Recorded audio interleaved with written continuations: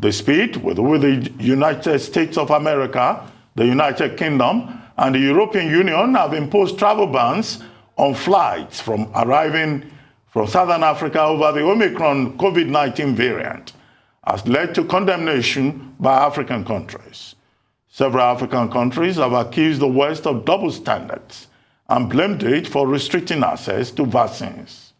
On Sunday, South African President Cyril Ramaphosa condemned the travel bans enacted against his country and its neighbours over the new variant, describing this as unjustified, and he called for the ban to be lifted immediately. The Nigerian government also expressed solidarity with South Africa and warned Western nations against discrimination against African countries. Nigeria said it will go ahead with a planned visit by Ramaphosa to the West African nation today. Similarly, the World Health Organization said it stands with African countries which had the courage to boldly share life-saving public health information and helping to protect the world against the spread of COVID-19. Now joining us from Ibadan to tell us everything that we need to know about the Omicron COVID-19 variant and give us his thoughts on the travel restrictions imposed on Southern African countries is Professor Oyewale, a famous Nigerian virologist and former Vice-Chancellor of Redeemers University in Ede, Osun State. Good morning, Professor Tomori, and thank you for joining us. Good morning, Ruben. It's a pleasure to be with you. Yes, morning, Prof. Well, quickly, Prof, what should we know about Omicron, and what's your position on how the Nigerian government should handle this situation?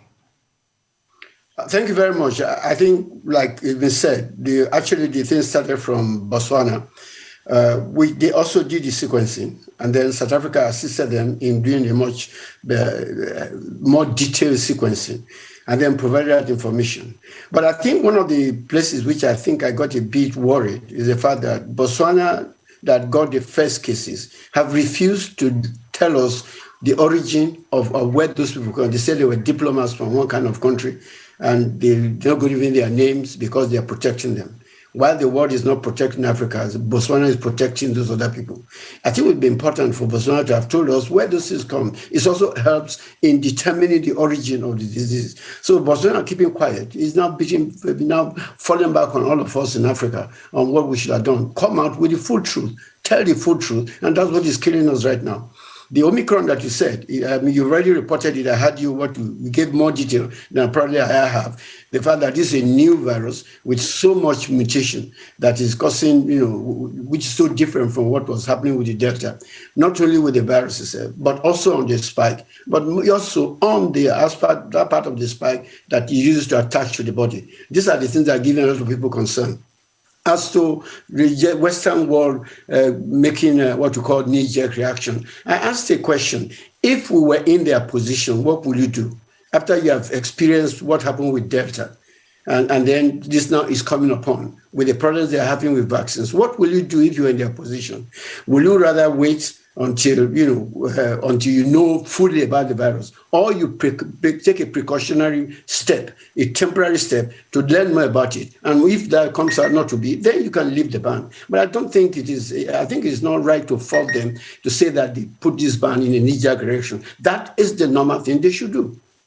If a thief is coming to your house, you don't check whether he has 1 or 2 guns. You prevent before you know what he has. That's the way I think we should look at it. I think we complain too much in Africa about some of these things, without really looking at the situation. Suppose we were in their position, what will you do? Over. Right. We've all been in the same position, haven't we? And that similar reaction was not imposed on China. So what is the difference here? The difference here could be the color of our skin and the kind of prejudice that we're often subjected to. I would like your comments on that before I proceed. I don't agree with you. The first time it happened in China, it was condemned by a lot of people. We don't continue to do the same mistake that we did with China. And that's what I'm trying to say. China did not impose that thing, and we condemned it for it. We cannot be repeating the same situation now when it is coming to us and start blaming color, racism, or something of that nature. The truth of the fact is that we have a problem in our hand. We had taken a precautionary measure, and that's why I think Nigeria should do the same thing. Already, from what we are hearing, some of the Nigerians that traveled into Canada so the team may already be here. and knowing the porous nature of our borders and things, I think you take precaution, knowing the strength of the power that you have. And that's the way I look at it. I think we should get away from all these persecution, racism, or something. After all, most of it is our fault. Anger is misdirected. It may be justified, but I think it's misdirected. Right. So still on that line, on the blaming issue and the finger-pointing issue, which you are quite resistant to, but I must proceed with that line of questioning. I have a quote here, well, a tweet here by President of African Development Bank, Dr. Akinwumi Adesina, who's saying that Africa should not be labeled and penalized for COVID-19 variants and mutations that occur randomly elsewhere in the world. Africa is not the source of COVID-19. And he then points out to the injustice and inequity and unfairness in access to vaccines. And the global vaccine supply system has underserved Africa. So you had the analogy now of burglary or thieves coming to your house, and he uses a forest fire analogy. Protecting one's home alone in the midst of a forest fire does not work. Put out the forest fire. What's your reaction to those tweets? Fantastic. What he said is correct. But the point I'm saying is the fact that, look, the whole problem did not start with the Europeans. That we're in a position where we are is our fault. Let's put it that way.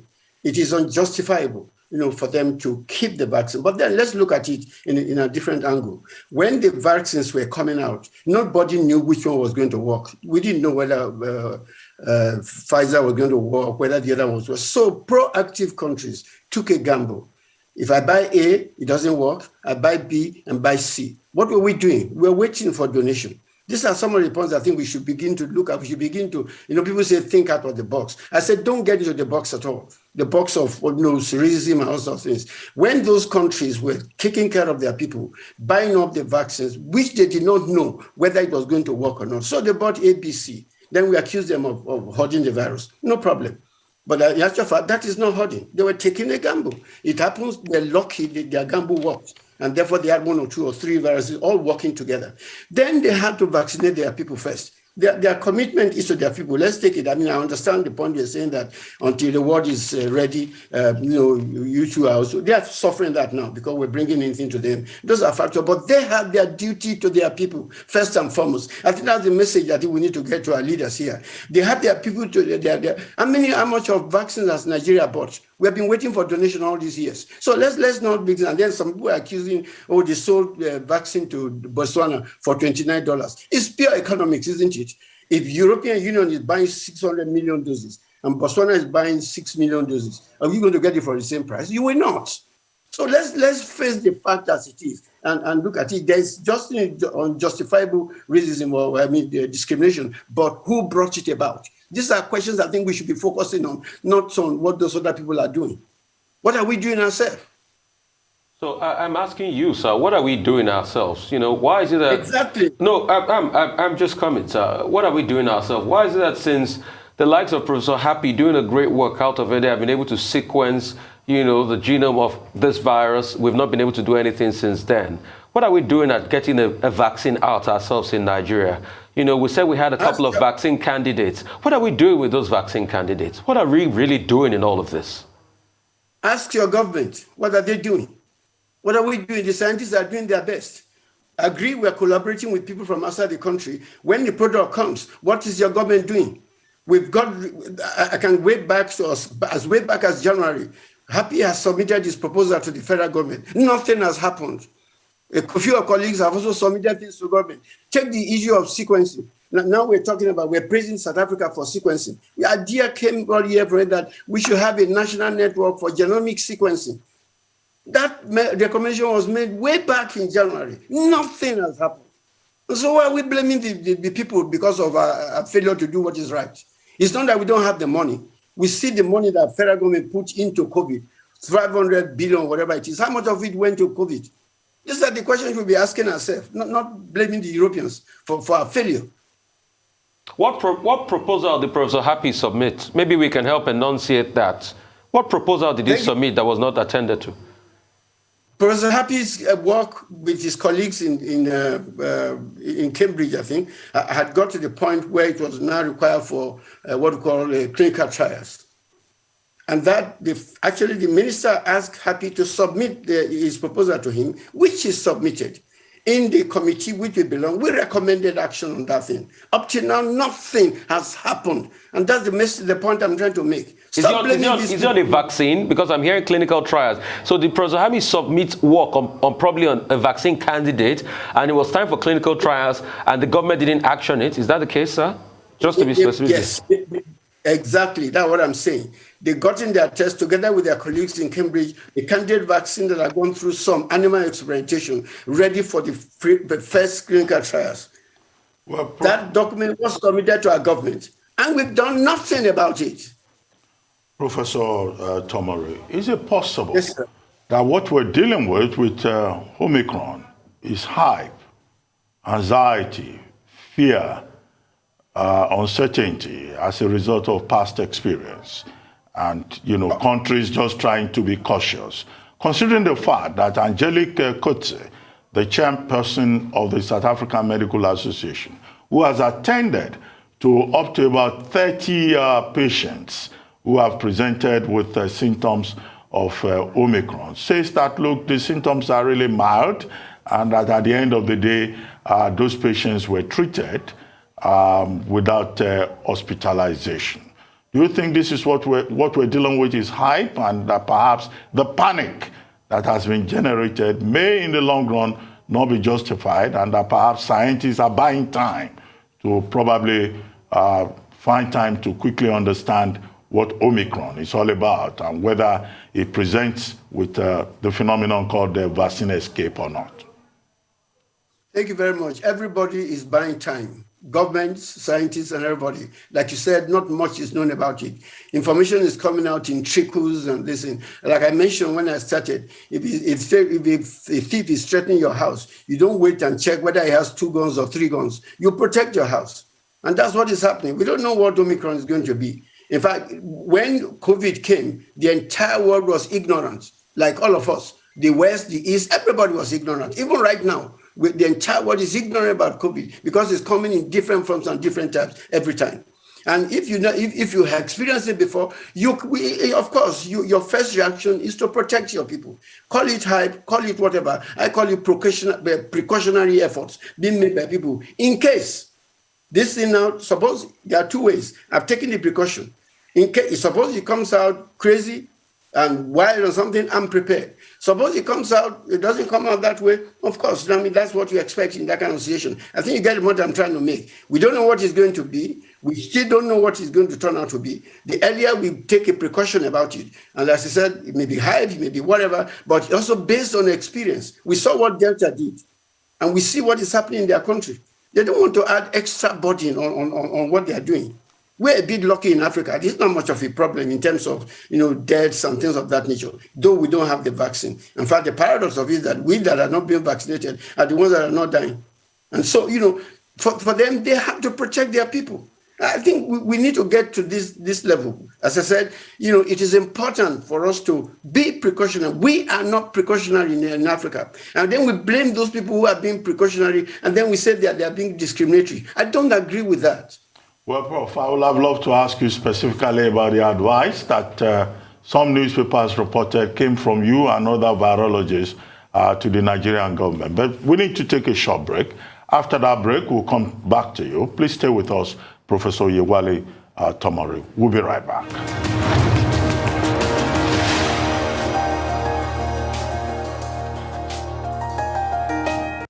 Welcome back to the Morning Show here on Arise News. We're still with Professor Oyewale Tomori, a foremost Nigerian virologist and former Vice-Chancellor of Redeemers University in Ede, Osun State. Welcome back to the show, sir. So I'm going to pick up where Dr. Abati left off, I guess, and talk about the advice that you're being reported to have given with regards to the visit by President Cyril Ramaphosa and his delegation to Nigeria. Nigeria has not slammed the door shut in their faces. They will be visiting Abuja. But how would you ideally have liked to see that visit proceed? Because according to reports, you differ slightly from the federal government's stance on this. Thank you very much. I think you give advice based on your environment. You give advice based on your people. We have the most porous borders in Nigeria. We have the most lack of compliance with regulations and rules. And I know when diplomatic issues come up, when big people come in, we go around the rules. The rule says when you come into the country, you should go into isolation. You get tested after 2 days and all that. And I don't know how long these people are coming to Nigeria. If they have to go into isolation and test after 2 days, and they're going to be here for 3 days, what's the essence of coming for the trip? And that was the question I was asking. So if they have to follow the guidelines that we laid, irrespective of whether they're prime minister or president or whatever, they should follow the guidelines as it is. But because we don't obey rules and we don't comply with things, we're going to go around that one. And that's why I said there are two things. When they come in, test them as, in fact, we have already suggested test on arrival, but they now say, it was testing 7 days before. Now they reduced to 2 days. Good step forward. Now, so test them in 2 days. In those 2 days, they're not supposed to go anywhere. They're supposed to be in isolation. So if you are here for 3 days and you're in isolation for 2 days before your result tells us, suppose the result comes out and they are positive, what do you do? So that's what I'm saying, wait until decision is done before you let them come. The federal government has a right to do what it is. I know what it is, but we can also give our own honest advice. And that's the reason why we said, is either you stop the flight, or if they're going to come, let them follow the guidelines that they laid for everybody, irrespective of whether you're president or a prime minister. So December is coming. In fact, it's already around the corner. And we remember what happened last year, December. We had surge in cases. A lot of people died. People want to come back to Nigeria for festivities. In fact, there's an urban dictionary word for it. It's called Dirty December. They want to have fun. What should we do with this high influx that will happen in December? Should we stop them from coming in? If I were outside Nigeria, I was Nigerian, I would shelve my coming this Christmas because of the situation. And I will advise every other person who has that to do that. Because, the situation as it is still fluid. By the grace of God, there will be many Christmases. Many people missed many things last year. So the world has not stopped. So if I were in the position, I'm just giving my own position. If I were in advice, I would not travel out anywhere in this country with the situation as it is now until I see things clearly. But unfortunately, we're going to have an influx of people coming in December. And we're going to have them, our borders and port of entry, not doing the right thing. Many people escaping. People who should be in self-isolation will not be in self-isolation. People who should go back for testing will not go for testing. All those are things we know about our country. So let's stop pretending. So if I had the power, I would say stop everybody from coming for this period at least. It's a temporary thing. It's not a forever ban. Well, Prof, recently we had this, what looked like positive news, that Nigeria has been cleared as one of those countries that can produce COVID-19 vaccines. Are you excited about that? Do we have the capacity? What do we need to do to make sure that we get into this vaccine manufacturing, race, even if it is fill and finish, as they call a particular mode of engagement in that direction? Thank you, Ruben. We need unity in Nigeria. All stakeholders must focus on one thing, national interest. Unfortunately for us in Nigeria, there are a lot of people who are involved in vaccine production, from the legislature to the presidency, to the individual, to the industry, who have self-interest overriding national interest. And that's why we're where we are. By now, we should have started producing this type of thing if we are not come up with one objective for the sake of our nation. This is something that if you want to get the details, will take hours to describe. But let me put it that way. Once we create that enabling environment, not just the scientific environment, but even the cultural, the societal, and all those environments in which we all talk with one voice, Nigeria will do whatever it is. We already have scientists who are making candidate vaccines. It is moving on from that and translating that into production. That's where we're having the bottleneck. And the bottleneck is coming from as high as people in the legislature, from as high as people in the ministry, from as high as people even in the presidency. So let's face this in. We are the ones shooting ourselves in our legs in this country. We have enough people, we have enough resources to do whatever it is we want to do about vaccine production. But we will not. We will not. Because we're a nation that many of our people don't love our country. And that's the problem we're having. I want to take you back to your previous advice that if at all possible, people should stay where they are instead of coming home for Christmas for the time being because the situation is fluid, which is what you said. Do you envisage, obviously none of us hope for this, but I want you to expand on that. Do you envisage a case where people might fly into Nigeria and be unable to leave Nigeria? Do you think it could escalate to that level? And what about those of us in Nigeria who, as Rufai once said, want to indulge in dirty December and be frolicking all over the place? What's your advice to the government, federal and at state level, to people dwelling within Nigeria right now? Thank you very much. You have a few cases even in our own hand right now who are visiting Nigeria now and have to go back, to whether the US or whatever. And the ban is already in place there. When they left their point, there was no problem because they're in Nigeria, and the fact that a few other, you remember the case, the Canadian case where they said two came from Nigeria or something is already there. So some people are already wanting to ban Nigeria. Of course, it's going to happen. If the situation gets worse and we're seeing more cases of Omicron in Nigeria, then of course, all those who are here will not be able to go back. And those who are coming in, if our country does the right thing, you don't want to bring in more people. People say, why lock the gate when the cow has already escaped? You're locking the gate because you don't want more cows to escape, because you don't have the capacity to cope with more cows escaping. And that's why we're locking the gate. It's a temporary measure. And that's the point I'm trying to say. Your capacity to deal with what you have, you make your law according to your strength and according to your capacity. Nigeria does not have the capacity as we are. Not that we don't have the human beings or something, because of our nature. We don't have the capacity to handle a major problem. Therefore, you don't want to get yourself to that major problem. You prevent it, and then you use your capacity for what you can be able to do. So back to your question, the possibility is there that those who come to Nigeria may not be able to go back. Or they have to face certain stringent conditions, like the rag of Britain, red, amber, and green. All those are things that we should envisage. And these are things that people should know. I will put that at the back of my mind and decide whether it is worth it coming back home or not. All right, so is it time to go cold turkey as regards, the mask mandates now and those curfews we had at the onset of COVID by state governments? Two, the vaccine mandate. Is it time to be very hard on, people that have not taken the vaccine, that might still be out there ambivalent about, the efficacy of the vaccine? Is it time to take it to the market? Is it time to promote it more? Thank you very much, my friend. First of all, the mask mandate is because we have not followed the mask mandate that we're getting Omicron. Like I keep saying, the virus is not mobile. Like your mobile phone is not mobile. You are the one that carries it around. We carry this virus from one person to another and let it grow into the Omicrons that is coming up. So when you wear your mask, you protect yourself, you protect others.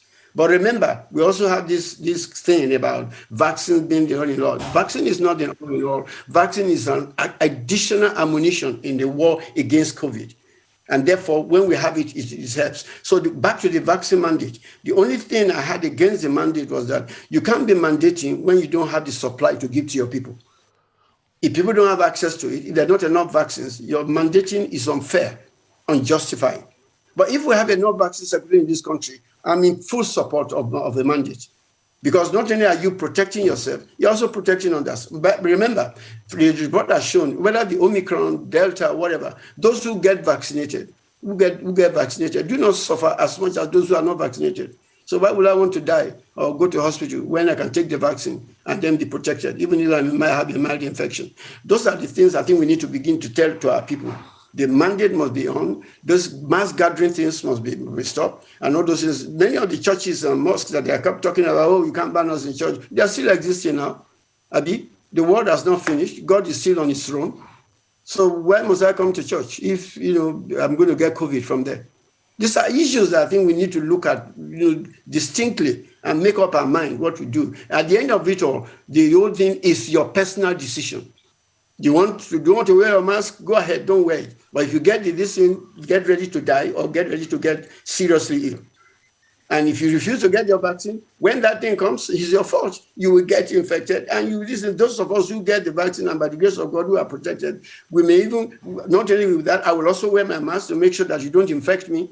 And then I move on, and because, nobody knows when he's going to die, but at least I have a duty to protect myself. And everybody should look at it that way. Protect yourself, then we protect the entire community.